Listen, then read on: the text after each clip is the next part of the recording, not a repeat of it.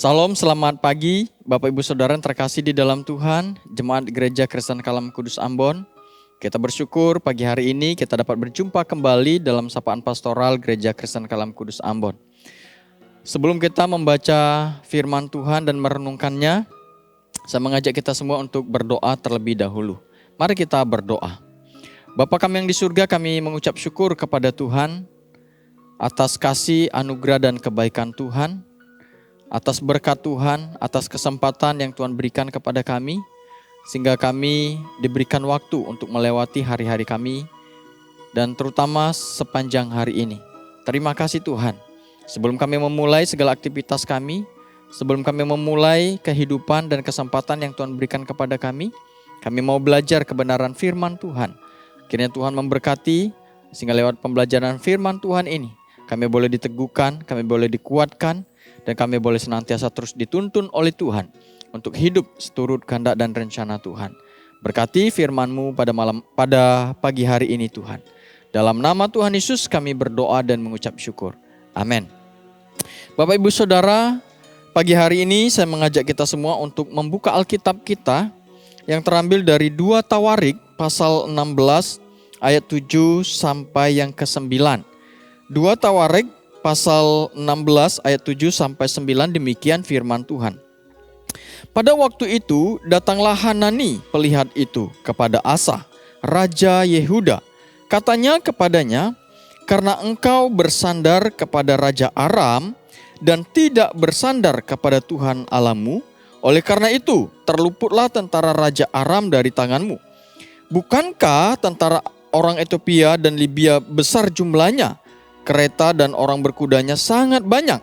Namun Tuhan telah menyerahkan mereka ke dalam tanganmu, karena engkau bersandar kepadanya. Karena mata Tuhan menjelajah seluruh bumi untuk melimpahkan kekuatannya kepada mereka yang bersungguh hati terhadap Dia. Dalam hal ini engkau telah berlaku bodoh. Oleh sebab itu, mulai sekarang ini engkau akan mengalami peperangan. Bapak Ibu Saudara, Raja Asa adalah salah seorang Raja Yehuda yang awal mulanya dia seorang raja yang hidup takut akan Tuhan, yang hidup menyenangkan hati Tuhan.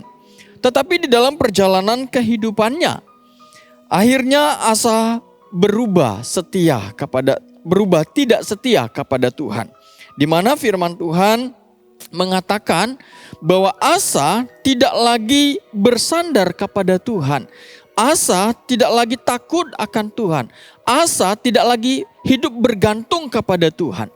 Tetapi justru Asa menaruh harapannya, bergantung hidupnya kepada Aram pada waktu itu. Sehingga ketika dia melakukan hal itu, akhirnya Tuhan tidak lagi menyertai dia. Akhirnya Raja Asa diserahkan kepada bangsa-bangsa lain. Asa harus berperang melawan bangsa-bangsa lain. Bangsa-bangsa lain bangkit melawan dia. Karena apa? Karena Asa tidak lagi hidup takut akan Tuhan. Dan Tuhan tidak lagi melimpahkan kekuatan dan tidak lagi menyertai dia. Di ayat 9 firman Tuhan sangat jelas berkata, karena mata Tuhan menjelajahi seluruh bumi untuk melimpahkan kekuatannya kepada mereka yang bersungguh hati terhadap dia. Terus firman Tuhan berikutnya berkata, dalam hal ini engkau telah berlaku bodoh, oleh sebab itu mulai sekarang ini engkau akan mengalami peperangan. Jadi Bapak Ibu Saudara, di sini Asa melakukan satu tindakan yang bodoh, kata firman Tuhan. Dalam arti Asa telah meninggalkan Tuhan. Dia hanya bergantung hidupnya kepada manusia biasa. Yang seharusnya pada waktu itu Asa tetap bersandar, bergantung dan percaya kepada Tuhan. Dan Tuhan pasti akan memberikan perlindungan kepadanya. Bapak Ibu Saudara, dari kegagalan kehidupan Raja Asa ini, kita dapat belajar. Kita dapat merenungkan diri di dalam kehidupan kita. Di dalam perjalanan hidup kita selama ini. Siapa yang kita andalkan di dalam kehidupan kita? Apakah kita mengandalkan kekuatan kita? Apakah kita mengandalkan kekayaan kita? Apakah kita mengandalkan orang-orang yang di sekitar kita? Apakah kita mengandalkan orang tua kita? Jikalau itu yang kita andalkan di dalam kehidupan kita, maka celakalah kita. Tuhan tidak menyertai kita. Tuhan tidak akan menolong kita.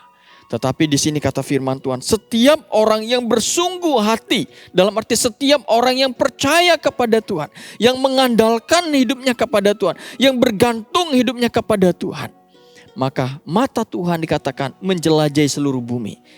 Melihat orang-orang yang hidupnya bergantung sepenuhnya kepada Tuhan.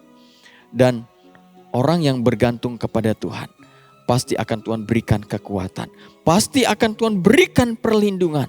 Pasti Tuhan akan memberikan yang terbaik di dalam kehidupannya. Walaupun ada banyak tantangan, ada banyak pergumulan, ada banyak kesulitan yang terjadi di dalam kehidupan kita. Tetapi ketika kita takut akan Tuhan, ketika kita bersandar kepada Tuhan, penyertaan Tuhan itu akan kita rasakan sempurna di dalam kehidupan kita. Tuhan akan memberikan kekuatan kepada kita. Tuhan pasti akan menolong kita. Bapak Ibu Saudara, biarlah firman Tuhan ini boleh senantiasa menguatkan kita kembali. Boleh senantiasa membawa kita kembali untuk bergantung kepada Tuhan. Untuk berserah kepada Tuhan. Untuk mempercayakan hidup kita sepenuhnya kepada Tuhan. Dan membiarkan Tuhan berkarya, bertindak di dalam kehidupan kita. Amin. Mari kita berdoa. Bapa kami yang di surga, kami bersyukur buat firman Tuhan pagi hari ini. Mengingatkan kami kembali. Supaya kami hidup bergantung kepada Tuhan. Supaya kami selalu hati kami terpaut kepada Tuhan. Tuhan, ampuni kami jikalau selama ini kami telah jauh dengan Tuhan. Atau mungkin selama ini kami telah meninggalkan Tuhan. Kami mengandalkan kekuatan kami sendiri. Kami mengandalkan kekayaan kami. Kami mengandalkan mungkin orang-orang di sekitar kami. Ampuni kami Tuhan. Tetapi mulai saat ini, mulai detik ini, kami mau berbalik kembali kepada Tuhan. Kami mau setia mengikut Tuhan. Kami mau bergantung hidup sepenuhnya kepada Tuhan.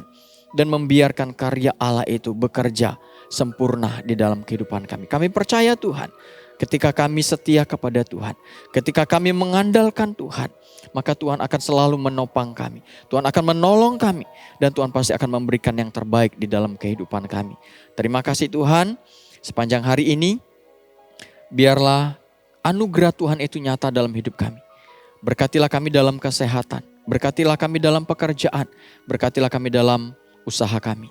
Biar apa yang kami kerjakan boleh senantiasa Tuhan buat berhasil. Terima kasih Tuhan. Di dalam nama Tuhan Yesus kami berdoa dan mengucap syukur. Amin. Salam, selamat pagi Bapak Ibu Saudara. Selamat beraktivitas. Tuhan Yesus memberkati.